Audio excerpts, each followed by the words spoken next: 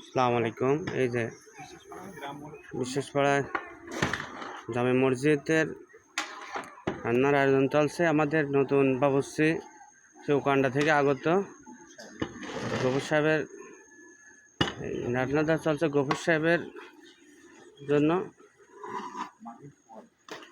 মাগরিব পরে তার মিলাদ মাহফিল হবে। আর এই যে আমাদের সেই উকান্ডা থেকে সেই বাবুর্চি আইছে উকান্ডা থেকে মাগরিবের সময় মিলাদ মাহফিল হবে। আপনারা সবাই কলেজে যোগদান করিয়া আমন্ত্রণ হন। এই যে আমাদের সভাপতি সাহেব আর এই যে যুগীপুল বিশ্বাসপাড়া জামে মসজিদ উদ্যোগে এই যে আমাদের রান্নার কাজ চলছে। উপজেলার চেয়ারম্যান সাবেক চেয়ারম্যান গফুর সাহেব আসবে।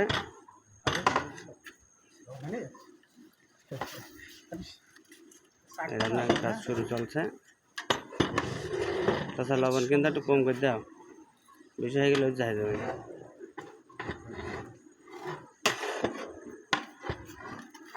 ঠিক আছে, সবাই ভালো থাকেন। আর